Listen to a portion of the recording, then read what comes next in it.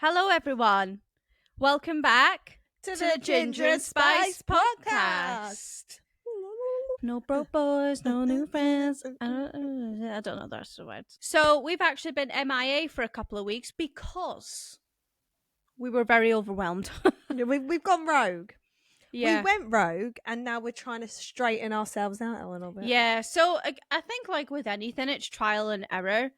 And obviously this was our very first time we've ever done a podcast. And we just assumed that logically we have themed weeks, so we do a podcast weekly and we wrap up that theme. Yeah. Then we decided we were going to do the themes 2 weekly. So then we were having 2 podcasts for the same theme. Yeah. And then the editing of the podcast as well was like so much, because obviously there's podcast on Tuesday for Zodiac Academy, or there was, and then one on a Friday. And it was just constant film edit, rinse and repeat all the time. And there was just no breathing space. And it got to a point where I personally, because I do all the editing up to this point anyway, I've done all of the editing, and it was getting to the point where I was struggling to read anything, and I was like, well, if I can't read, then we've got nothing to fucking film. Yeah, for sure. It'll just be me sitting here while you talk about books. Yeah. Anyway, long story short, we decided that we would mirror the podcasts with the now 2 weekly themes on our socials. So we'll like do 2 weeks of like Why Choose, 2 weeks of Daddy, 2 weeks of Taboo, etc. So it made sense as well to us that we would also do the podcast every 2 weeks after the theme had finished. So here we are. And I can't lie, the first filming of the 2 weekly podcast didn't go well, because today is a Tuesday and we're supposed to film on a Saturday. Yeah, we sort of like got together and we was like, I don't really know what I'm doing. We weren't really in the right headspace on Saturday to be filming it at all, and what we didn't want to do was give it like a subpar effort. So it was just like really shit and no enthusiasm. So we just agreed to just do it today instead. And it is nighttime. And actually, to be honest, we were just saying that this is really giving vibes. Oh, like, my Lord. We've changed the lights to pink. If you're watching on video, obviously you can see that. Yeah. If you're not, obviously you can. But we've changed I've changed my library lights to pink. And like obviously we've got our lights behind the cameras, we've dimmed them down as well, and we've got a little margarita. We did have a wine, but we've finished it now, so we were technically double parked. Yeah. Listen to this clink though. Oh yeah. Oh, ASMR. ASMR. That's a margarita. Margarita, baby. Me and Tia went to London nearly a year ago now. That was bad, for her birthday. Cool. That was a lot of parkage, wasn't it? that was bad. That was parked on. I don't know how we even managed to come out of that weekend alive. Genuinely. We went to watch the NFL, and I'm pretty sure we was drunk from when we saw each other Friday. So we went to a spa, got drunk at the spa, obviously. In the middle of the day. In the middle of the day. 12 o'clock, yes please. Until Monday morning. Yeah. That spa day. We only ended up getting drunk because that spa day on the Friday was our very first viral video, and we'd only been doing social media about 2 weeks, I think, at that point. If that. Jesus, maybe it had only been about 10 days, I think. We've been doing social media. We had our very first kind of like semi-viral video, and it was a Holding the Reins one by Paisley Hope. And we were just buzzing about it, weren't we? Yeah. We were like, necking down the Prosecco's and everything. Like, no food. Wait, hang on. There's like followers every like second. Are we getting a follower second? And it was all very confusing. Yeah. And we were like, fuck it. Let's celebrate. And let's fucking have it. We literally fucking had it. We had it and then some. Yeah. Then the next day we went to Waterstones to do some filming, but we got too drunk. Well, we had margaritas, then we went to Waterstones and we were hungover / drunk. I don't even think that video went up of us at Waterstones because we were drunk. No, it didn't go up because you forgot to film me. Oh. We were supposed to film each other going around Waterstones. And you forgot to film me. That makes more sense. And then we went to Zara. I got some clothes. Yeah. That I've never worn. Still what got the tags on. Buy? I don't know. I was like, I'll treat myself because it's my birthday. Did you get like a body warmer or something? I got really nice that as well. Like a gilet or something like that? Yeah, still got the tag. What was that? The and. Do I pick the and up or do I leave it there? Just leave it for a laugh. That's how we feel, wonky. We are missing the and. There's no and anymore. No. That's it. Yeah. We're just one now. We're just Ginger Spice. Yeah, Ginger Spice. Welcome to the Ginger Spice podcast. Anyway, basically what happened, we got shit-faced and we plan on doing it again because we're going back to London. Yeah, so the whole point of the story. The whole point of the story was that yeah, so the day before the NFL we went to Waterstones, got a bit boozy, Tia forgot to film me, and then we tried to go for food, couldn't really get sat down. Anyway, it was a whole thing and we just decided to get hammered on margaritas on the rocks. Hence why they're in this glass. Yeah. Because we had such a good time. And guess what, everyone? We're going back to the same spa in a few weeks. Yeah, we are. For a 1-year anniversary. It is our 1-year anniversary. And, you know, we're just probably going to do the same thing. Besides the NFL game, that is not... Yeah, we didn't do that this time. I feel like that was we've done it once and you've done it a million times. You've done them all. Yeah. I feel like it would have been funner if we weren't so hungover. Yeah. And it was raining. And we had dead batteries. We were at the front, though. Yeah. Fuck knows why. And we had to walk we had by. no idea what was going on. I bought us the most bougiest seats you've ever seen. We got there and we're like, oh my God, this is amazing. Then our phones died and we were so fucking hungover. We didn't talk to each other for like 4 hours throughout the whole game. The whole way through. I was, oh my God, there's so much going on. I don't even know where to look anymore. It was great. It was so fun. Yeah. Anyway, should we get on with what we're actually here for? Yeah, why are we here? That's it. See you next week. Cheers. So, do you want to introduce the 2-week theme that we've just done across all of our socials and the books that we read for it? Absolutely, I would. So we done Taboo weeks and it was so good. Like, I have enjoyed every single book that we have done in these last 2 weeks. Like, I had a great time. I've had to write them down because there's so many. Right. So we did Double Edged by Nyla Kay, Darkest Descent by Hazel Black, Baked by AB Cynthe. I think that's how you say that. AB Cynthe or something like that. I'm not really sure how you say that. We'll roll with that. Yeah. Forged in Shadows by Maddison Cole, Unwrapping Deviants by Erica Phoenix, and Lessons in Sin by Pam Godwin. Pam Godwin. Okay. So what are we starting with? Let's start with Double Edged. Okay, actually, before we start, what was your favourite book of the week? Well, of the 2 weeks. Okay. In terms of enjoyment, I would say Double Edged. Mm-hmm. In terms of how taboo it was, and yet still enjoyed it, I'd have to say Darkest Descent. Yeah, I think favourite book of the week. This is purely from an enjoyment perspective and going into a book knowing what you're getting. I agree, Darkest Descent, I think was my favourite read. I think Double Edged was fucking phenomenal. Yep. It was so good. The tension, the spice, again, really taboo, but definitely not on the scale of Darkest Descent. But yeah, the rest were also really good, like also in their own ways, like Forged by Shadows by Maddison Cole. I really enjoyed that. That was so good. Yeah. That wasn't, it's kind of like really light taboo because it's like her adoptive brother, but it's also Why Choose. Yeah. You know, we fucking love a Why Choose. Fucking love it. But that was also really good. Yeah.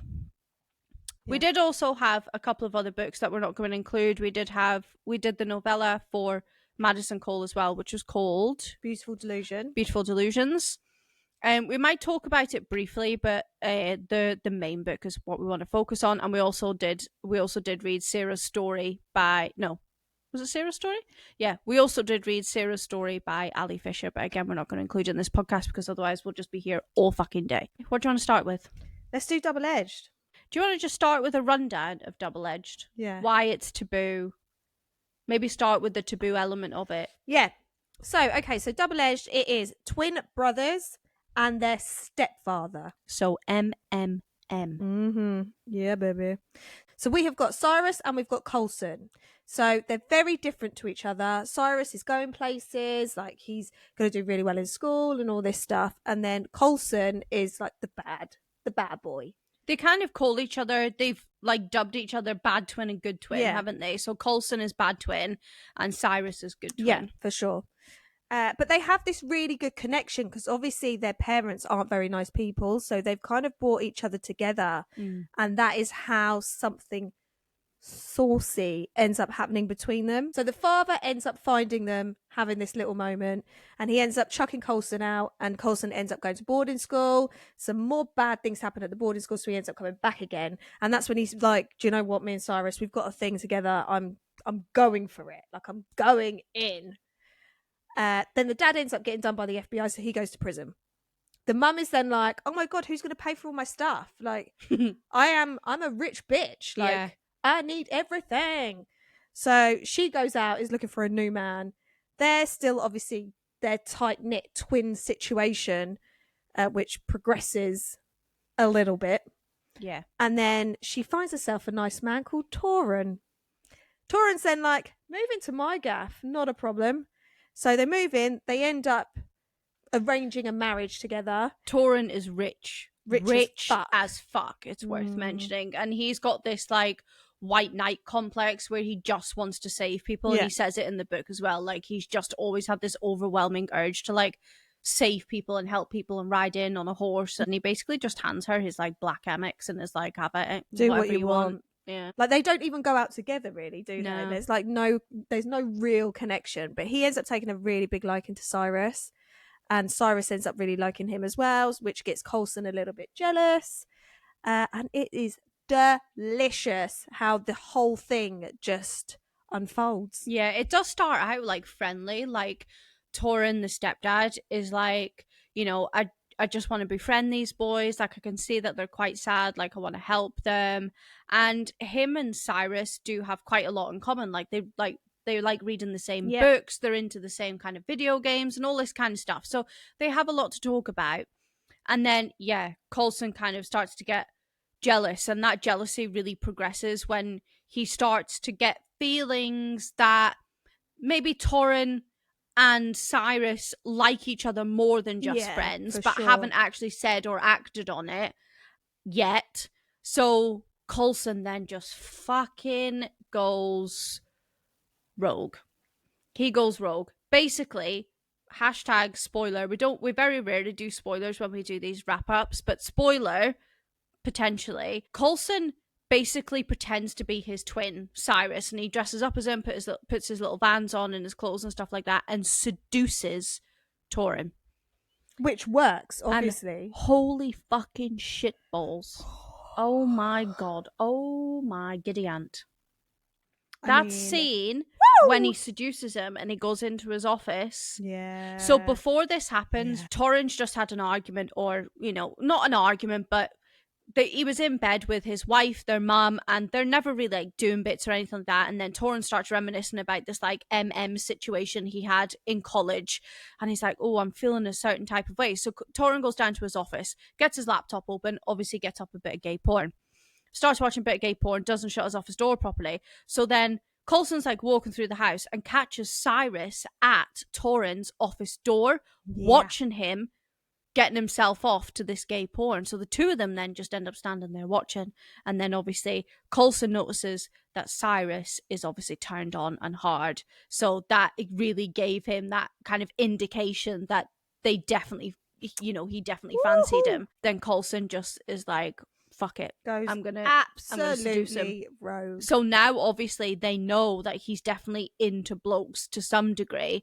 So Coulson's sort of like, I can fucking do it. I can definitely do this. So yeah, he pretends to be his twin, seduces him, walks into his office one night, gets on his knees. I simply cannot even. It was insane. It was so good. Utterly insane. I cannot even begin to describe how much these spicy scenes in this book did things to me. Like, no, I know. I was literally like, I ceased to exist. I just turned into I just melted. I was just like, okay, I'm gone. They were honestly some of the best spicy scenes I've ever read. And I genuinely think it is because of the writing around the spice itself, the build up to it, and the dialogue during, and the internal dialogue, not just the actual dialogue, but the internal dialogue as well, like building up that tension and getting the thought process. And then Dear after, Lord. it was just so fucking good. So good. So much happens in this, and especially towards the end. This is 600 pages, and it doesn't feel like you're reading 600 pages, but when like I'm reflecting back now and I'm like looking at my notes, I'm like, fuck me, like So a much lot happened. happened. A lot It had to have been 600 Yeah. pages, like just so much. I'm not going to spoil it, but it all goes off at the end. Like you've got the plot line of the biological dad sends the bad twin Coulson to therapy because obviously after catching them doing bits, saying that he's corrupting the good twin, so he has to go to therapy. He gets put on medication, and then there's the plot line of the effects of the medication on his mental health. That all comes to a head at some point, and that is absolutely terrible. And there's just so much going on. There's the plot line with the mum, and then after the mum finds out, because again, spoiler not spoiler, obviously if it's going to be a happily ever after, obviously the mum's going to find out at some point. And yeah, there's just so much. The biological dad comes back into play at the end, and it's just, oh my god, because you start so with much. You start with the twins doing bits together and they're building relationship, and then you've got Torin that comes into it. Great, lovely, absolutely ate it up. Yeah. But then you've got the side plots with the parents, and you've got the therapist on the side as well that's fucking not great. And yeah, and then obviously that comes to a head as well. There's a whole plot line with the therapist and then the mom, and then it's just, it really fucking kicks off. It really does kick off. It really does. And the end is just like, gives you fucking whiplash. Yeah. It's like, whoa, whoa, whoa, whoa, whoa, whoa, like constantly. I cannot stress how much of a fucking good time I had. I like, literally couldn't put it down. I couldn't physically put it down. I had the time of my life, and I will 100% read it again. Like, I wholeheartedly will read that again. It is the epitome of like hot. Okay, should we do ratings and chili ratings? We'll do stars and chilies, and then we'll talk about our favourite scenes. Yeah, let's do it. Because I am chomping at the bit to talk about that pool table scene. Oh my fucking god. Okay. Do you wanna lead us into stars and chilies? Yep. I rated this 5 stars, and I rated it 5 chilies as well, because woo! I also rated it 5 stars and 5 chili peppers. Yeah. The chili peppers. So the very first scene that they all come together, all 3 males, absolutely delicious. Torin is like the epitome of a daddy dom. Mm-hmm. Oh my fucking god. Yeah. I cannot even Literally stress. throw him at me. The head pool, first. The pool table scene. So Torin really came into his own. I cannot even stress. Like, he took charge. He was like, you there, you do this, you do this. Basically, he had the twins up on the pool table, and he was directing them to do bits to each other. It was so hot. Oh my god. I cannot even stress how hot it was. Like, you have to read it just to experience it. But oh my god. And he was just like directing them. And at this point, he wasn't even like touching himself. He wasn't touching either of them. He was really keeping control of himself. And he was just enjoying being like a daddy dom. And they were like doing bits, and that was hot. And then finally he got involved. So it was basically just like all 3 of them on this pool table. Yeah, I simply cannot. Cannot. The mum had gone away for like a spa weekend, and obviously just kind of like left the 3 of them there because she was just like spending his cash left, right, and center. You know, she just wanted this lifestyle. Didn't really give a shit about her kids. Didn't really give a shit about Torin. She just wanted his money. So they were left in the house alone, and boy, did they make the fucking most of it. I'm so glad. I'm honestly so glad. As soon as she went, I was like, now let's get into it. Let's get this party started. Let's fucking have it. Let's fucking have it. What was your favourite scene? The mum and Torin went on their honeymoon, and Coulson was having a party, but Cyrus is in his room. And then Coulson comes up to come and see him, and he has a dildo with him, which he got out of someone's bag. And they get a bit heated, and he ends up using it on Cyrus, and it was fucking hot as shit. Well, he tells him like to use it on himself, doesn't he? And then he gets him to like look in the mirror, and he's saying something like, look at yourself in the mirror and pretend it's me doing it to you. And then Coulson's like getting himself off. I feel like this sign just slowly falling off is an indication of how we are feeling inside. Slowly falling apart. I'm still hanging on. I'm still hanging on for dear life.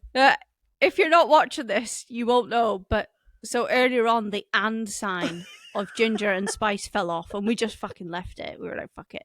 And now the ginger has just fallen off. And I think we're just going to leave it. Yeah. Fuck it. Just leave it there. Fuck it. So spice is hanging on. Yeah, for dear life. Yeah, by its fucking fingernails. Where was we? Oh, right. So Coulson is then using it on Cyrus, and then just out of nowhere, Cyrus is like, okay, this doesn't feel the same as it did a minute ago. Yeah. And you know why? Because Coulson has just gone to town and stuck himself in there instead. Yeah, whipped the dildo out of Cyrus and then whipped himself in. Yeah. To the hilt. To the hilt. And then poor old Cyrus was like,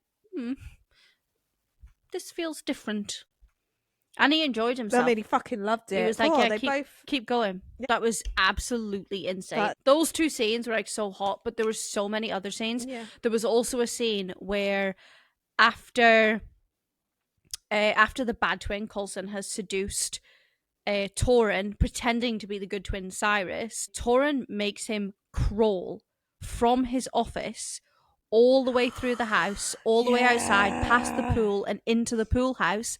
And then he ties him down on the bed in the pool house. He basically like kind of hog ties him, but they're not tied in the middle. It's just a foot to an ankle and a foot to an ankle, a foot to an ankle, a hand to an ankle and a hand to an ankle. And I feel like you could piece the rest together. He obviously did bits and he loved it and it was really great. So Coulson was kind of like the really aggressive twin, you know, didn't submit, and Coulson was always the dom in his and Cyrus's relationship together. Yeah. But with Tauren then became the dom, and then kind of Coulson and Cyrus both submitted to him.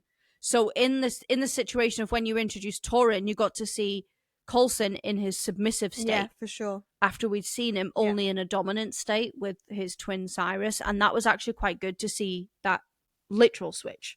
So we did have, because Tauren was obviously daddy, like, and I mean daddy. But absolutely. There was that, it was their birthday and Tauren was on his knees for both of them at the same time. Yeah. So. Oh my God, yeah. Fucking delicious. Yeah, basically all in all, you should read this if you like and can handle Taboo. If you don't like Taboo and you really can't get past the fact that it's fictional, don't fucking read it. Like, I can't stress that enough. No, and this one you do have to get off the author's website because it is not available on the Zon. Yes, that is definitely worth saying. Yeah. I think you can get... So you bought the physical copy. I did, yeah. And I bought the ebook and I just had it downloaded into my Kindle. So you can do either or. There is also an audiobook for this. You know who does the audiobook? Who? Corbin King. Fuck off, does he? Yeah. I didn't know it was Corbin King. I didn't see who the other I might have been more was. inclined to pay the £35. Ooh, maybe when we do a reread, we should do the audiobook. All right, let's move on to the next one. Mm-hmm. What should we do next? Baked. This is another heavy Taboo one. Again, if you're not into Taboo and you're not into like sibling shit, don't fucking read it. Okay, like, so this one we've got Hayes and we've got Indigo. They are twins. Indigo is at university and Hayes decides to go and visit her. They're having a party one night. They're blazing. You know, they're having loads of drinks. They're having a little boogie. And there's this like electrical tension between the two of them, which they then progress and end up doing each other. I mean, they're high as shit. I mean, hence the name Baked. Like, literally, they're fucking potheads. Yeah, like, big time. They were boozy and they were high, because they were like partying away and stuff, and they were like dancing on the dance floor. So it's like in her sorority house, I think this party was, and they don't really like see each other that much. And like he turns up and she's like, "Oh my God, I'm so glad you came here." Anyway, they're like dancing all that, and then like the more that they dance and the more boozier they get, the more she starts kind of like grinding on him, and all of her friends are like basically throwing themselves at him. and the sister's And getting she's quite like, possessive and jealous. I don't think so. Get your fucking hands off. And then they go upstairs, and eventually they end up in like this like cool attic space. And she like pulls the ladder up so nobody else can get up. So it's just the two of them. And again, there's another pool table. And then they get it on. So he ends up absolutely obsessed. Next morning, he wakes up, she's not there. He's like, where the fuck is she? We need to talk about this. She basically says to him, you know, I'm not in this headspace right now. And then we get to like 3 years later, they're living together because they don't like each other that much anymore. They're both with other people. And then it's more like a road of them coming together again, I suppose. Yeah, it's all like she basically gets up the next morning and after that very first night and tries to pretend that like she doesn't remember. I mean, they both know that she does. Yeah. But she like pretends that she doesn't remember that it even happened. But yeah, so like 3 years passes. They basically end up living together after uni and stuff like that. And he ends up with the shithead girl from the party that night to piss his sister off because she's an arsehole, this girl. And she's a redhead, and he like exclusively does not like redheads, and his sister knows that. So his sister knows that he's only with this girl, friend of hers, to piss her off. She's bouncing through boyfriends like there's no tomorrow, but it's always toxic. They always treat her like shit. And he just kind of just wants to get rid of every single one of them. Really, he just doesn't want them around. Yeah. And he's sort of like, well, obviously, you know, we're kind of like meant to be together. So it's just basically the two of them just sort of like pissing each other off. It does get making each other jealous. Fucking toxic though, doesn't it? I mean, it really does go to town. Like, it does get really bad. I really enjoyed it. Like, so much happened. I think it's only like 100 pages or something. 172 it is. Oh, was it 172? Yeah. All right. So yeah, so it's a novella, but I mean, a lot happened. It was just fucking mental. Like, they were just so odd, high all the time. And then they had this cat living with them, and the cat liked to get high, and it rolled around in the weed, and then it would eat it, and the cat would be high. So Hayes is a baker, like social media baker. And he... Oh, yeah, you know, like, on social media, you got the guys that get the dough and then they slap the dough like they that. do all that like, things with their fingers. Like, he was one of them. Yeah. He's one of them. But he ejaculates into a jar and then he uses his ejaculate for the icing. So he bakes indigo brownies. With his cum. And so he ices it with his cum, and she hasn't got a clue, and she's all like, oh my God, these are so amazing. Nice. And it's like dribbling down her cheek, and he's like wiping it off. And he's everything. Like, oh, that's my cum down her She hasn't got a fucking clue. Yeah. That was a bit mental. That was a lot. There were so many aspects of this that were just fucking mental. I mean, he goes after her boyfriend, and because her boyfriend's a shithead, and he's like quite toxic and abusive, and he ends up like stalking them one night, and he goes to the boyfriend's house, and he's in the wardrobe watching them, like, and then the boyfriend storms off. And oh my God, and also she does this like OnlyFans type shit on social media, and he's a subscriber of hers, but she doesn't know it's him. And he sends her like videos of him like touching himself and all this kind of stuff. So basically, he's in this wardrobe one night at her boyfriend's house, watching her. The boyfriend leaves after an argument. She's all like, gets her phone out and then watches this video that the twin brother sent her as the subscriber. So she's like kneeling on the bed and she's like touching herself to this video, and he doesn't know at the time what video it is, so he's filming her from inside the wardrobe. And then she drops the phone and he realizes that she's watching the video of him, and he's like, fucking get in there, because it's Ghostface, isn't it? Yeah, I think so. I can't remember. It's a Ghostface mask. Yeah. he's just a fucking lunatic. He was fucking mental, and like, it really kicks off at the end. Go off, didn't it? Yeah, it really kicks off at the end. All right, should we do some ratings for it? Yep. I gave it a 4.5. Did you actually? For stars, yeah. I'm not going to lie, I really lapped this up. I thought it was fucking hilarious. I really enjoyed it.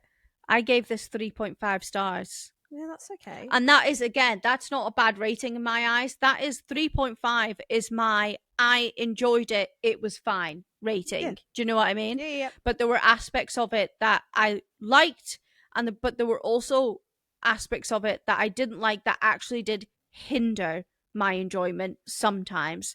I didn't like the way it ended. And that was a big thing for me. I really heavily disliked the way it ended. I gave this 3.5 chilies as well. I gave it 4 chilies. Yeah. Yeah, which I It think is was, fine. I mean, it was great. The taboo element of it obviously kind of knocked that up a little bit, but actually there was quite a long time without any actual spice. Like that very first scene at the party and the tension when they were rubbing up on each other, Yeah. that was amazing. And I was like, fucking yes, like this is going to be great. And then it was like 3 years later and it all just sort of died to death. It became a bit more like a taboo dark romance with horror elements. Yeah, the horror elements didn't come in until the end. You was kind of waiting. Again, that was something else I didn't like. Yeah. I think, so my favourite scene or scenes, so there was one scene where he's like, I'm going to help you make your boyfriend jealous. So come into my bedroom and we can take pictures together. Okay, I forgot about that. Because no one has seen Hayes' bedroom because he's very private, so no one would have known that it was him anyway. So they've done like all these saucy pictures together, and then she's on top of him, and then she's just like grinding on him. She gets a bit carried away, didn't she? And then he's like, don't stop, stop, carry on. So then she ends up climaxing on his leg, and then she's like, oh yeah, but it wasn't real. Like it wasn't actually a thing. I was just doing it like for the camera to make my boyfriend and he's jealous. Like, yeah. Because her boyfriend was like posting things on social media, like with his arms around other girls and shit. And she was like, not having this. Like, I need to make him jealous. So then she basically does the equivalent, but obviously with her brother. Yeah. But his face isn't in any of it. And it works. Like, it makes a boyfriend jealous, but then that just makes the toxicity in the relationship worse. Oh, for sure. And then that's where it really starts kind of fucking kicking off after that. Yeah, I would say I agree. That would also be my favorite scene, is when she was like, they were taking all the pictures and doing the video and she was grinding on him. Yeah, that was my favorite scene as well. Good. The tension in those scenes was really, really good. Mwah. Oh my God. Okay. Should we move on to the next one? Absolutely. Okay, what should we do next? Let's do Forged by Shadows by Maddison Cole. Really excited about this. I fucking lapped this up. Do you know what? Anything that's to do with like university, stepbrother, why choose? Yeah. All of that. Put them things together and I'm a fucking sucker. Especially the last thing for me in that combination is a secret society. Oh, secret society. Yeah. All of those things. There is no secret society in this as far as we know of. We're only on book 1 of a trilogy. But it's got all of the other makings of a fucking great book for us. Something that we will guarantee to eat up every single time. Every single time. No crumbs will be left. The stepbrother and college tropes. The bully romance. The bully romance. Oh. Yeah, love it. Absolutely. So yeah, we both ate this up. Mm-hmm. So for full disclosure, I think Maddison reached out to us on an email, didn't she? Yeah. And asked us if we wouldn't mind reading her books. She explained what kind of books she has. And just so everybody knows that when we are approached by authors, we don't just take everybody on. We actually do our research. We have a look at the books. Sometimes we'll read the samples. I actually read the novella for Maddison Cole before we even agreed to work with her. And I loved it. Beautiful Delusions. Beautiful Delusions. It was so good. It was really good. So I read it and then I said to you, I was like, yeah, fucking love it. I'm all in. Tell her we'll do it. Yeah. And we did, and then you read the novella and the book as well after, and we fucking loved it. This is honestly genuinely, I know we already said it, but this is everything that we love. Why choose more than 2 or 3 MMCs? I do love it when there's 3 or 4 or 5 MMCs. You've got to have those swords crossing as well. Yeah. If those swords are going to cross, I'm going to eat this up. I am, honestly, I cannot even describe how much I just could not put this down. I am chomping at the bit for the next book for this, because of I can't wait to get more of the sword crossing. I can't wait to have bigger group activities. I can't wait to see how the enemies to lovers with the adoptive brother progresses, because oh my God, they fucking hate each other. They hate each other. He absolutely despises her. To be fair, I'd say it's more he hates her and she just kind of has learned to reciprocate that. He just doesn't want to be in a room with her. No, it's true he's honestly enemies. not having any of No, it it's like true at all. enemies to lovers. And they do have like a little bit of something towards the end of this, but then it all fucking kicks off and it goes to shit. And then we're back to like enemies territory again. And I fucking love it when it's like this because, and this has been spoken about quite a lot on like Book Talk and Bookstagram, is when it's pegged as an enemies to lovers, but then by like page 100 they've gotten past it and they're already saying things like, oh, but I just love him so much and we can't be together or whatever, you know, and it's already getting out of the enemy territory. And yeah, I fucking love it when it stays like that. Out. So we're going into book 2. Still enemies. It's like brother. So many moments that it could have been a thing. Like she really did try her hardest in some points to just come and break those walls down, and he was like, fuck you, I'm not doing it. Yeah, she did try and reach out with an olive branch a few times and he just didn't take it at all. I mean, and there were sometimes he really took it too far on a couple of occasions with the whole bullying romance or bullying, it wasn't even romance, the bullying aspect to it. He took it a bit too far. He just fucking despises her, like to the point where his friends who are obsessed with her have to hold him back from her so he doesn't fucking murder her. Yeah. Because he's literally just feral in his hate. Like, I fucking loved it. I ate it up. It was so good. Okay, before we ramble anymore, do you want to give a rundown? Yeah, okay, I'll do a rundown. So we've got Avery. So when she was younger, she was adopted by these 2 lovely people and their son, Wyatt. So the mum unfortunately passed away and the dad was like, do you know what, I don't really have a lot of time for you anymore, so I'm going to pass you over to Wyatt. You're going to go to university with him and then he is going to look after you and sort of give you everything you need. Just make sure you're safe. The dad, or adopted dad, whatever, the dad of Wyatt and adopted dad of her, kind of takes them into his office one day and is like, listen, you know, and it's like the first time they've been in a room together for like longer than a second in fucking years since she arrived. And he's like, listen, you two, you're going to have to get along. You're going to fucking uni with Wyatt, and Wyatt, you need to put your big boy pants on because you need to look after her. Yeah. End of story. End of discussion. Like it or lump it. And Wyatt kind of lumps it, really. He storms out the room, slams the door. Livid. Yeah, and then she turns up at college and he basically just kind of bullies her, but then his friends do the opposite. Yeah. So 2 of his friends, Axel and Garrett, she meets on her first day because they're going to show her around, because obviously Wyatt has sent them to do the showing around because Wyatt doesn't want to do it. Yeah. So they take a liking to her and she ends up really liking them. And then she meets Dax and Huxley in her classes and they end up really liking each other as well, not realising that as a whole unit, all 4 boys are part of the Shadowed Souls. Yeah. Which is very cute. Which, aka Wyatt's best mates. So yeah, and then it just progresses from there. Like you have so many bad things that happen in the background. Like there's kidnappers, there's freaking armed people coming into their house. Like there's all this shit that goes on. But then at the same time, you've got like all the Waichu's loveliness that also happens. So it was absolutely fucking delightful. There was like a scene at the very start, and this was like an indication of how much Wyatt really does hate her and how much his friends know how much he hates her. Garrett and one of the other boys takes her to the gym. And then Dax drives up in his car, doesn't he? Is it Dax and Huxley that are in the car? They drive up and pull up next to Avery, Garrett, and Axel. Yeah. And Garrett starts trying to like touch on her and stuff like that, and they're all having a bit of banter. Bearing in mind Dax and that is still in the car, like looking out, and they're all a bit like, what the fuck is going on? So Garrett's trying to touch her and stuff like that. He touches her boobs. She goes in her bag, pulls out like a pepper spray, knees him in the bollocks, sprays him, and then they're all like fumbling around fighting on the floor. And then out of nowhere Wyatt calls and he's like, oh, I'm just around the corner, I'm just turning up at the gym now, because they all train together. They're all basketball players, so they all train together. So Wyatt's like, oh, I'm just around the corner, I'm just pulling into the gym now. And Dax is like, oh fuck. So they get out the car and they're like they throw her in the boot, and then they all get in the car just in time. So good. Wyatt turns up, pulls up next to them, and he's like, what's going on? And they're like, nothing. Yeah. Nothing to see here. In sync.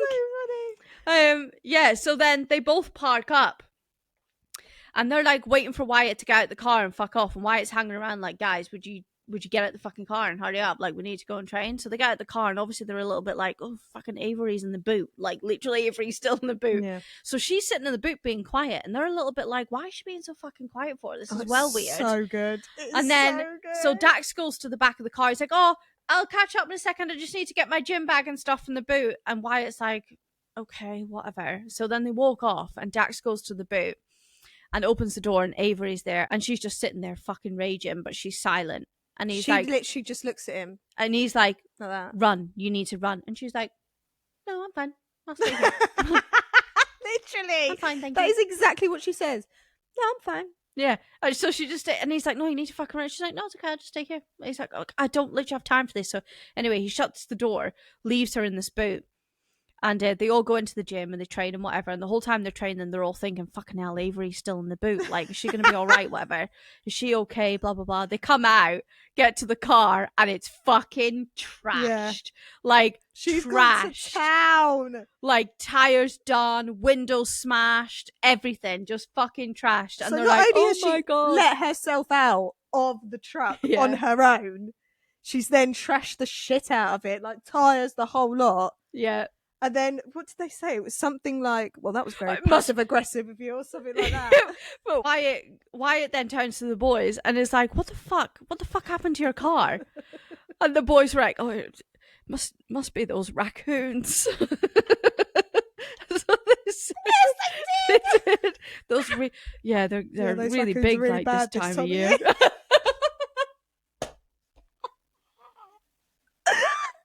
Oh, it was so fucking funny. And that's where I was like, all right, the humor in this is so good. Spot on. So the first spicy scene is chapter 5. Actually, I'll tell you what, shall we do our star ratings, chili ratings, and then we'll loop back to our favourite scenes? Yes.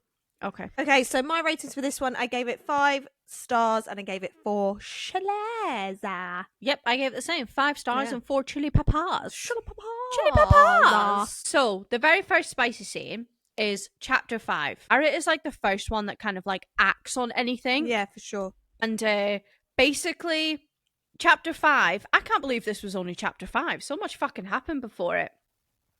Was this when he bends her over? Yeah, so basically this is after she's pepper sprayed him, and Garrett basically wants retribution for it.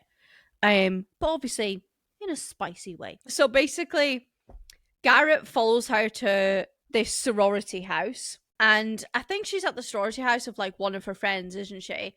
And she goes into the garage, I think, for whatever reason, and basically he like finds her there.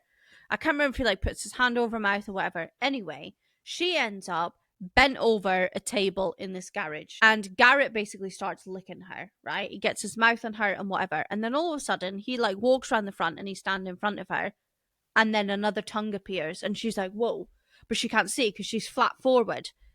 And so she's like, Garrett's like there, and then there's obviously somebody else behind her licking her from behind, and she doesn't have a clue who it is, but she consents to it, lets it go on. And it is just so insane. Good. And she doesn't find out for quite a few chapters who that actually was, but it was so fucking good. Mm-hmm. I'm not really sure how that was retribution or a punishment, but she had a great time. Yeah, I would have a great time in that situation. I don't know how that's punishment. Yeah, I would pepper spray someone if that was my punishment. For sure. Axel and Garrett have like a little thing going on. Axel has some trauma from his past, and he now kind of needs physical affection, not just from Garrett, but from like all of his friends. Yeah. It's just that with Garrett, when they're a bit boozy and they get drunk, it progresses into something more spicy, but it's only ever really when they're a bit drunk. However, he does still need to like, he kind of hugs and touches and kisses on the cheek like his other friends, and they all accept it because they know he needs it. I mean, they're all kind of like really close-knit and bonded. So close, yeah, for sure. So they don't mind. And Wyatt kind of, knows it and accepts it as well. But Garrett and Axel definitely have this like thing, which again, I'm so excited for that to progress in the next books. Yes. I just know it's going to be absolutely delightful. Yeah, for sure. Is there any scenes you want to talk about? Okay, so my favourite scene was when she walks in on Axel and Garrett doing things to each other with their mouths. And Garrett's like, come on in, darling. Come and join us. So she goes in and she's sat on her knees next to Axel and they're both on Garrett and it's all fucking stunning. And then Garrett's like, get up and get on the bed. So then they get up, they get on the bed and then everyone's like touching each other and it's all very sensual. And then there's just some double P in the V. Yep. And it was fucking delightful. As you do. It was lovely. It was really good, that scene. I mean, I would say the spice in this was trickled out really, really well. It wasn't too much. It wasn't too soon. And although the first spicy scene was chapter 5, when you were reading it, it didn't feel that soon.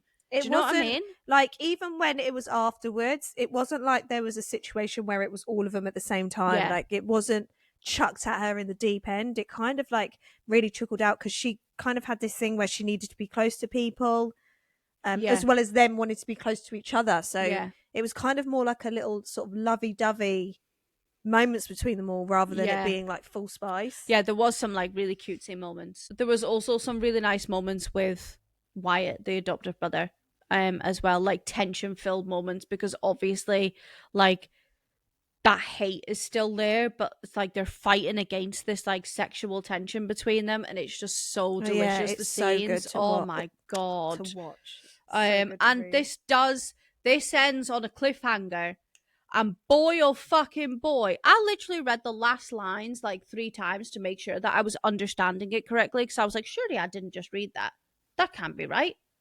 So then I read it again, and then I read it again. I'm not joking, I literally had like full body chills the first time I read it. Yeah. I was like, oh shit. I know, I messaged you and I was like, can you message me straight away once you've read it? Because I need to talk about this ending.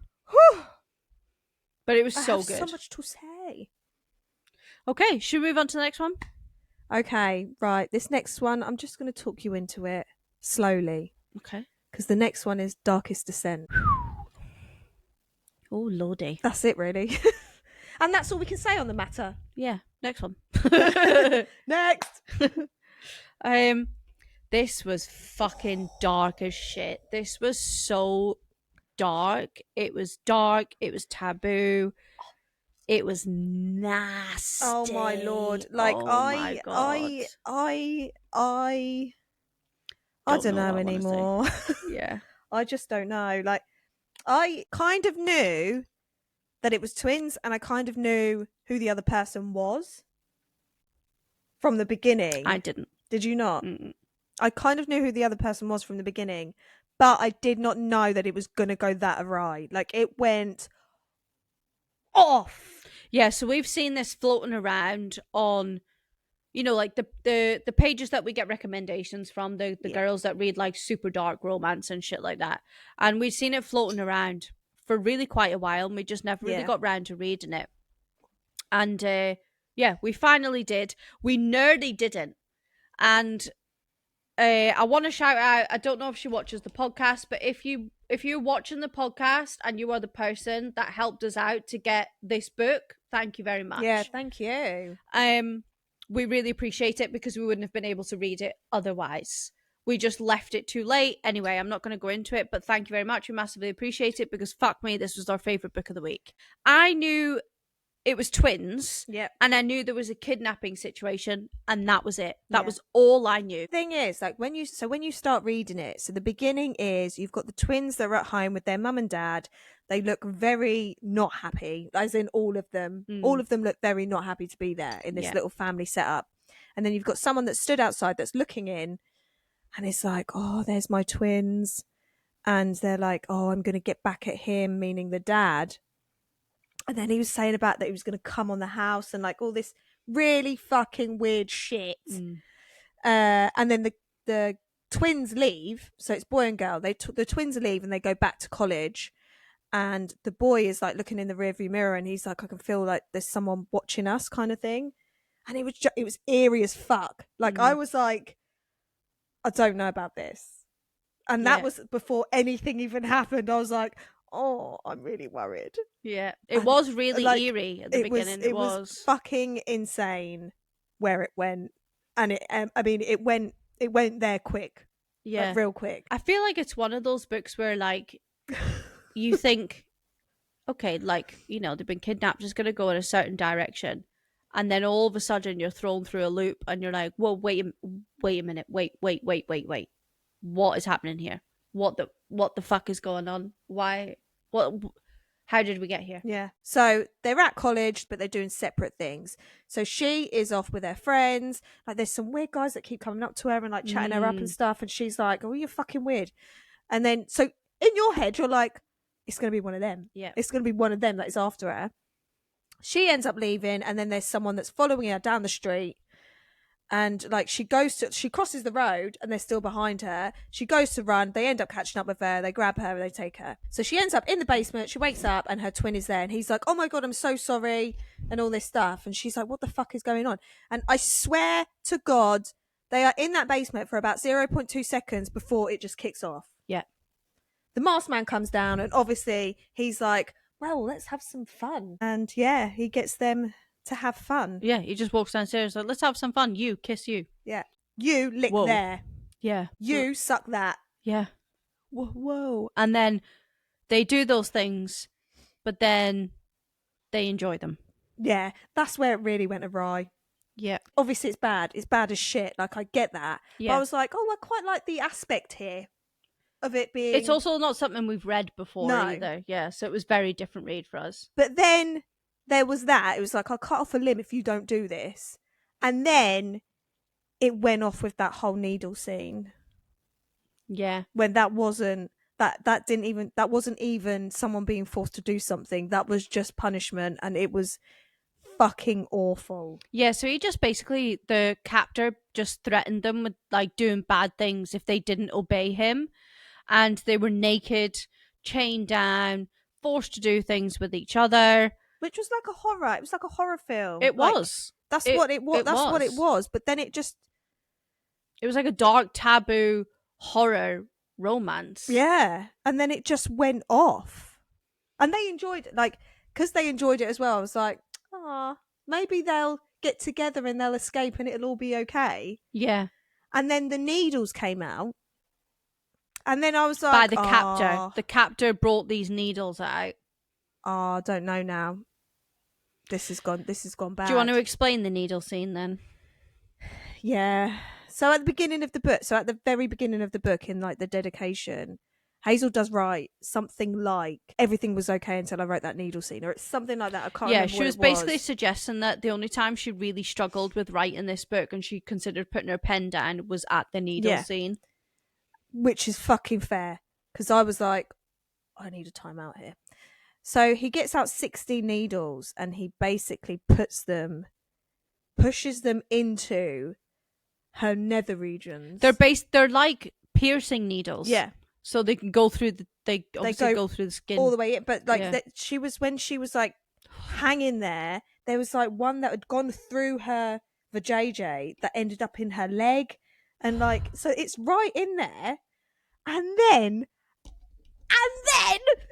he decides to stick his digits in to her relentlessly, that when he pulls them out, he pulls out some of the needles with it. Oh. But then he gets the brother to do her in the ass. And then he joins it as well. He gets the brother to do her in her back door after that, with the needles still in.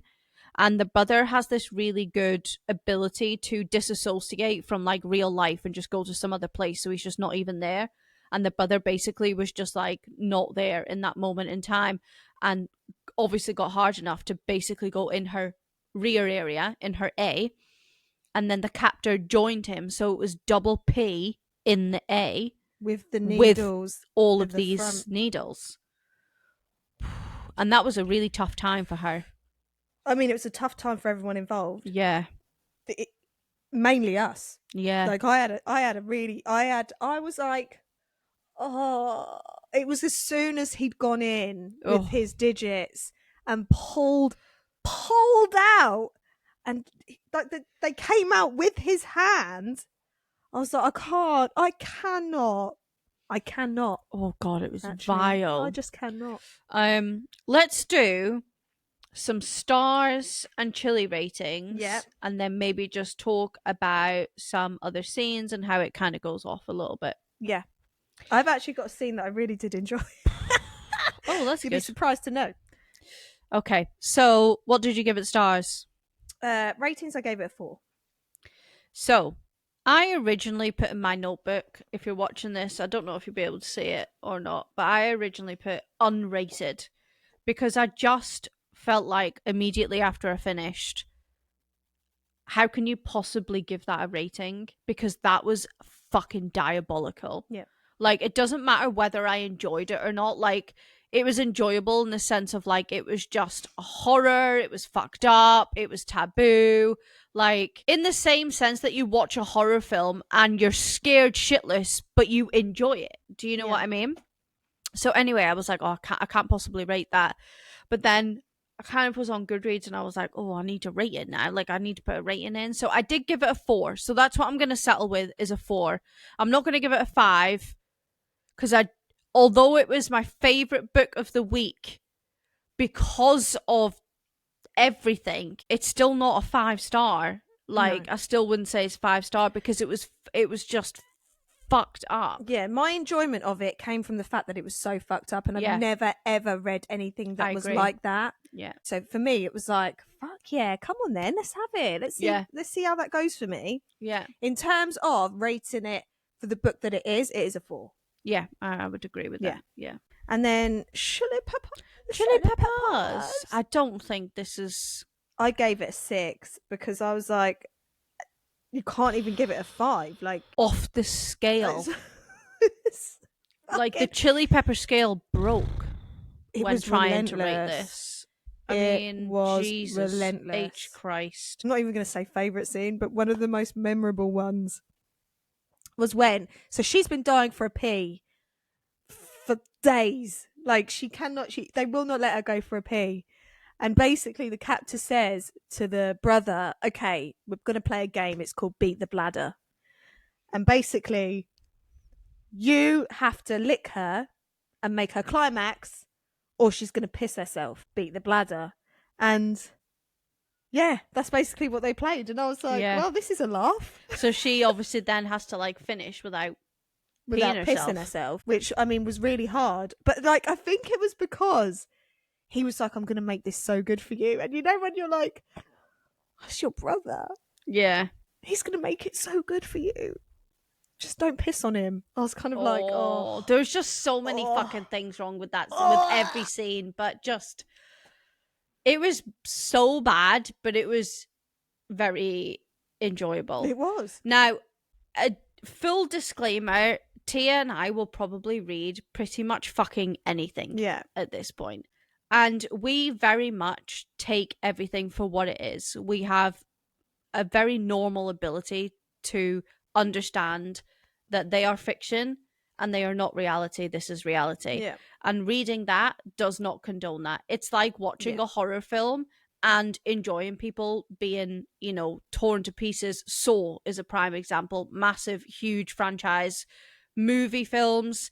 We all love them. Do we condone people being chopped up to pieces and being used in puzzles? No, we don't. Of course, no. But did we enjoy it? Yes, exactly. Yeah. So being able to read or watch and enjoy those things it's not mutually exclusive with condoning those things. Obviously, we have the perfect ability to detach ourselves from that and enjoy it for how it was intended what it is. To be read. Yeah. Mm-hmm. And we absolutely did. Yeah. I mean, it was fucked up. If you're into Taboo and you like Taboo and you really like dark shit and you're really into like horrors and stuff, I would say give this a go. Again, this is another one that you can't just get online. This one's a little bit more tricky to get than Double Edged. You have to get the physical book because even the ebook is now no longer available. This is a banned book, but you can buy it on her website. Yep. Her name is Hazel Black. Just to add this in, because this is fucking hilarious. So after we'd finished nearly all of these books, Nikita turns around and she goes, do you know what? We haven't even read anything that's taboo. Bear in mind, this was after we'd read Double Edged. She was like, we haven't even read anything that's taboo. Like, I need something more. I need some more. So then, we came in with this bad boy. That was before Darkest Descent, by the way. Yeah. And I was like, I just feel like we just need something more. And then, this came in and someone came through really for us. Did pull through. Yeah. And I was like, oh, that scratched that itch and then some. Oh, dear. I kind of was sat there after and I was thinking, do I regret saying that? I literally, even when I said to you, I was like, well, we have read Double Edge. And you was like, yeah, well, like that was fine.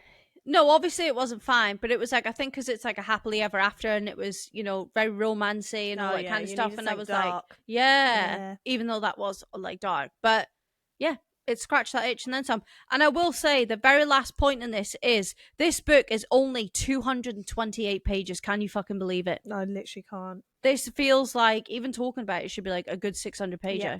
Insane. Absolutely insane. It's 228 pages. She fucking packed everything in there. Yeah. And it goes off like you find out who the captor is and why they're doing it and what they're even doing. Like, it's all like there's so many unanswered questions and stuff like that, and you're reading the book and you're like, well, why is it doing that? Oh, that's a little bit weird and stuff like that. And yeah, it just really fucking kicks off at the end, and then it really goes in a direction that you just didn't expect it to go in, and you're kind of like, oh God, we've read some shit, haven't we? Yeah, we have. Yeah. So now I feel like after saying that, it probably makes more sense why we enjoyed ourselves this week. Yeah. All right, so we're going to go into Unwrapping Deviants by Erica Phoenix. Yes. Is that how you say it? So I actually really love this one. We're in the last two books now. We've got Unwrapping Deviants, and then the last one is Lessons in Sin by Pam Godwin. We're going to try and speed through these ones. I really loved this, actually. I thought the tension in this book, Unwrapping Deviants, was so fucking good. So the taboo element in this is basically, he is technically her stepdad. He marries her mother, but more for like medical insurance. Yep. So the mum and the stepdad were just friends. Like, it was purely platonic. There was never anything romantic between them. He married her so that she could access his medical insurance. So he then obviously inadvertently became her stepdad. And then the stepdad, Daniel, has a brother. A twin brother. A twin brother. Twins again. Christian. We had a very twin week. Christian. I love the name Christian. Do you know what these men were giving? Mm. And I've written it down, both names. Ant Middleton and Tom Hardy. Oh, yeah. Yeah. Ooh. Big time. Like, that is all I could picture. It was a like combination of those two people. Yeah. Oh. As twins. Oh, wow. Forgotten what I was going to say now. I might read it again, actually. It's just a picture of them the whole way through. Yeah. Okay, before we get into anything, do you want to give a quick rundown? Yes, absolutely. So we've got Mira, who's got abandonment issues. So she feels like if someone loves her or is connected to her, they're going to pass away. So I think it was like her boyfriend and her best friend, she found them in bed together. And then when they left, they ended up in a car accident and they passed away. Then a few months later, her dad passed away when he was at work. And then she found out her mum had cancer and then her mum passed away. So her mum was married to Daniel, like we said before. And Daniel then vowed, once the mum passed away, that he would then look after Mira, which is very wonderful of him, considering like they don't really know each other that well. However, she is obsessed with him. Like, she is secretly in love with him. Yeah. And he kind of has a thing for her as well, but like won't do anything because she's too young and all of this stuff.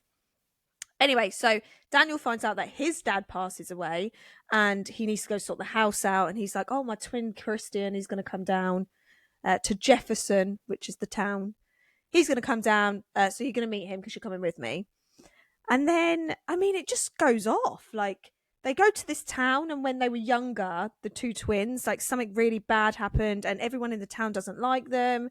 So I don't know, it was just really fucking weird. It was. When they first got to the town, it was really, really odd. It was really eerie, really weird. And you were like, what the fuck even happened? What is even going on? To make it this bad? Like, yeah. Like, they would go to like the hardware store and there'd be like men there that are like trying to get them out. Christian got arrested for like drink driving when he wasn't drinking, and like all this shit happened. And basically, obviously, Mira's going to have a connection with both Danny and Christian. It's just waiting for that to happen. So the first moment that like Christian sees her, he's like, holy shit, like, wow, like, where the fuck have you been hiding her? Like, no wonder you don't want anyone to see her. Oh, and Christian's in a towel when she first sees him. Yeah. Just a towel. And she's like, holy shit, this man is fucking delicious, obviously, because he's a twin to the man I'm obsessed with. Yeah. And so Christian like usually works away all year, so she's never met him before, and he's obviously come back to sort this house out. And then yeah, it's very like they do connect like from the get-go. Christian is a lot more aggressive than Daniel. Daniel is more kind of coddles her, if you wish. You know, wants to just make sure that she's okay all the time. He's really sweet, and he's kind of like, "Are you okay?" And blah blah blah. Oh, giving her cuddles. Oh, I'm here for you. Blah blah blah. And Christian doesn't coddle her. You know, he's like he's the throw her against the wall type. She can handle herself. Pushes her to her limits. Yeah. Like, you know, talks to her in quite an aggressive way, and you know, wants Hand her to around give. her throat. Yeah, he wants her to give as good as she's getting, and you know, really pushes her to her limits. And he's really great. So that's kind of like the difference between the two twins, and she likes that side of like both of them. And basically, it's just her journey to connect with them over this like really long kind of week-ish, where they're trying to sort this house out. And then obviously all the secrets and stuff that are in the town from their past start to slowly trickle out as well. She meets like lots of people from their past, and it was all weird at first. It was fucking, I mean, it gets bad. Like the end gets really, really bad. It does, yeah. But the only thing that I will say about this book is I did find it too long. I don't know, I just felt like it was too long. Like there was a lot of bits in the middle that I was kind of just like, oh, was that necessary? You know, like all the moving around and like, I don't know. I mean, I enjoyed it. Like, and when the spice kicked in, I was like, fuck me sideways. That is delightful. I loved it. Like, I really, really loved it. The only reason I didn't give this a 5-star, and we'll get into ratings in a second, is because it fell off a little bit after the plot kicked in. So it was almost like most of the book was about their relationship progression. Yeah. And there was like, the plot was sort of hanging around in the background, giving this like eerie kind of overtone to the whole story. But there wasn't really too much mentioned about it. And then all of a sudden, when the plot kicked in, everything just sort of fell off a little bit for me. It just fell a little bit flat, and it felt as if the plot was an afterthought, like as if, and again, you know, no disrespect to the author or anything, it read as the author got so consumed with the story of their relationship progression and was like, oh shit, I need to wrap this up, and then was like, throw the plot in and wrap it up. And it was all a little bit like, and then the relationship fell flat, and I was like, oh.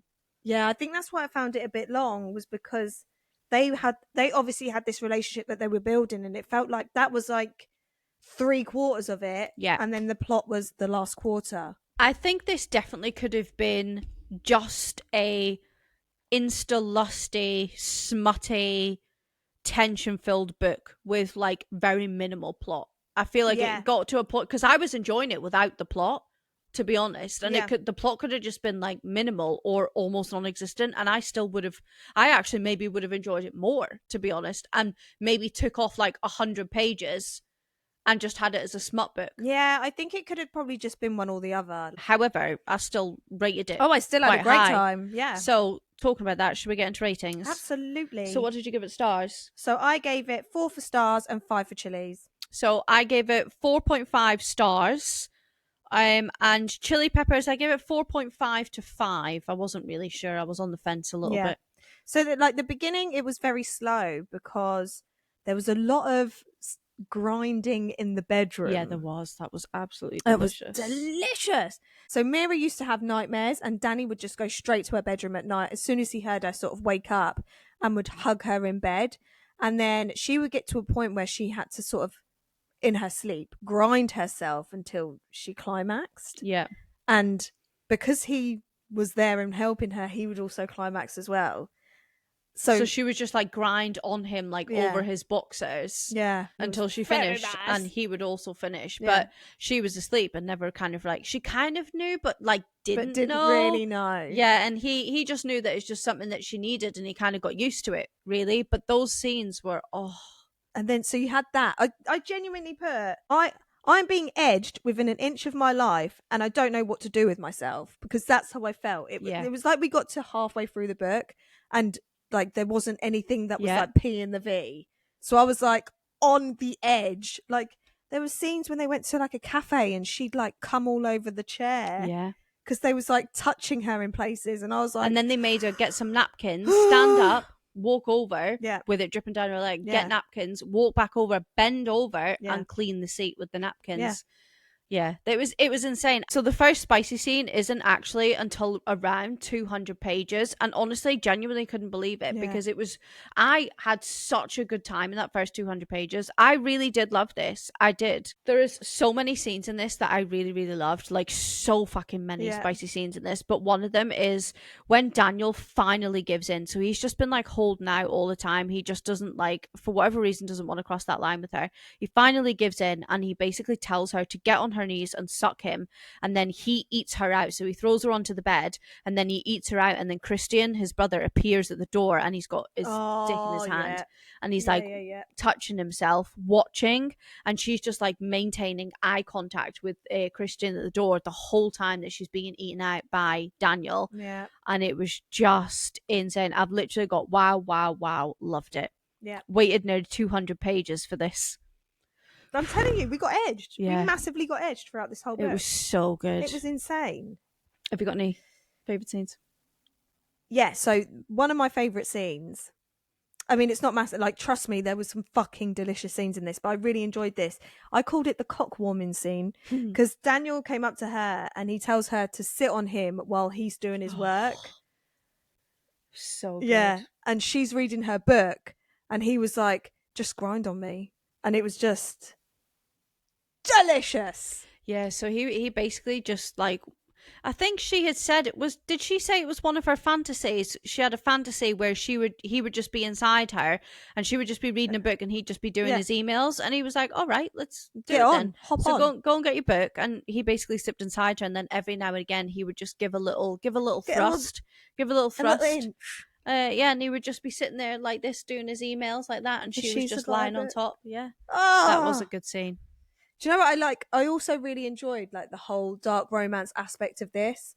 So because she's a dark romance reader, I think there was like a moment where Christian had found her book and it was Her Forbidden Flesh. Oh, was it? Yeah. So the book was Her Forbidden Flesh, which we read ages ago. Yeah. Loved it. Also Taboo, brother and sister. Yeah. I think it was stepbrother and sister. Stepbrother and sister. So that was the book that they found, but then they were like reading through it and I think she got chased in the woods or something like that. So then Christian's like getting ideas and he ends up chasing her through the woods. It's lovely. Good times. Yeah, did I really enjoyed it actually. I would say it's definitely worth a go. I actually have 4 pages of notes on this. You really do go to town on the notage sometimes, don't you? Yeah. I like it. There was a daddy kink in this. There was, yeah. The scenes where she's hanging from the rafters. Standing over Daniel. So Christian basically ties Daniel to the bed and then he blindfolds him whilst he's asleep. I think he drugged him or something. I can't remember. Did he drug him? I can't remember if he drugged him. So anyway, Daniel's asleep. Christian puts a blindfold on him, ties him to the bed. Then he gets Mira and basically handcuffs her to the rafters on the ceiling. So she's hanging literally like this from the ceiling. Her feet are planted either side of Daniel, who's still lying on the bed, and Christian's just like edging her quite literally to within an inch of her life, to the point where she's like basically crying, orgasm denial. And then Daniel wakes up and he's like, Christian, get this fucking blindfold off me, because he can hear everything that's going on. Take it off now. So then eventually he takes the blindfold off and he's obviously just like watching all of this going on with Christian, and it just really escalates. Honestly. That whole scene, it was so long and it was absolutely insane. It was just mental. I literally forgot about it until you just mentioned it right now. I can't believe it. It was insane, actually. It was fucking mental. So much happened. Oh my God. Okay. The last thing I will say is, honestly, like, if you like sexual tension in a book, you'll love this. Yeah. It was filled with it. It was so good. All right. Do you want to lead us into our last one? Absolutely. So this is Lessons in Sin by Pam Godwin. So we have got Tinsley, who she is caught sucking off a Burger King worker by her mum. And her mum's like, do you know what? You need some discipline. I'm going to send you to an all-girls boarding school and they're going to whip you into shape. So they get to the boarding school and we've got Father Magnus, who's a bit fucking hard. Like, he's hardcore. He seems like a bit of a hard nut when she turns up. Saying all the words. The mum's like, yeah, you're going to do all this stuff. And then she's like, do you know what? I'm just going to try and get expelled. because fuck these lot. I don't want to be here. Yeah. And the gist of the story is her and Father Magnus have this little bit of a thing, and it progresses into something larger. Yeah, so she's basically like, I'm going to seduce him. I'm going to seduce him and get myself thrown out, because as soon as he thinks as soon as he knows I'm putting it on him, he's going to chuck me out. Yeah. And I can go home and get on with my life. And, she ends up actually really liking him. We did this on audio. Yeah. And in hindsight, I wish I hadn't. I wish I hadn't. Yeah. The audio voice for Father Magnus was really throwing me off, because it sounded like a lot older. The guy was a lot older than what he should have been. And he sounded, and I get it, like the voice sounded really prim and proper as well. And I get it because he's like a priest and everything. But the bloke used to own these like massive companies, and he was like really rich. He sold them off for loads of money, and he reformed his life because something happened. And when he was younger. Anyway, so he became a priest. But I just felt like the voice, him being so prim and proper, just didn't really fit the person that he obviously used to be before he became a priest. Yeah. And then the whole sounding older thing, it really took me a while to get past that. And I'm not going to lie, I feel like if I had physically read this probably would have been a higher rating than what I gave it, I reckon. That's fair. Yeah, I agree. But yeah, I would say there wasn't actually that much spice in this. I thought there was going to be a lot more, to be honest. I thought there was going to be a lot more, but there was an awfully large amount of tension. Yeah. And do you know what? The tension went on to the point where I was kind of like, do you know what? At some point, these two are going to have to fucking snap, because I cannot handle it anymore. Yeah, I agree. Yeah. And like there were like little bits that happened, like he'd obviously done some bum slaps and like done all these things, and then he felt bad about it, and I was like, you know, just fucking do it. Yeah. Stop holding back. Yeah, let's get it. It did go on just a little bit too long, that kind of like not wanting to take it and not actually taking it any further. Yeah. Yeah. So basically, Father Magnus is a billionaire. He's an eligible bachelor, technically. He's a former playboy type, if you wish. Lots of money, was very successful, blah, blah, blah, quite young. He's now reformed. And he's known for using corporal punishment, if you will. So physical pain and mental humiliation. Yeah. And he uses that on her. And when I say he uses physical pain and mental humiliation in the peeing herself scene, this is my favorite scene in the whole book, purely because her internal dialogue was so fucking funny. It was so hilarious. I was laughing so much. So I'm going to run through the scene really quickly. She is basically needing to be punished by Father Magnus. So she goes into his office, and she's actually desperate for a wee. I think, if I remember rightly, she was running late, so she didn't have time. And she's like, I really need a wee, but it doesn't matter. Like, we'll get this over with.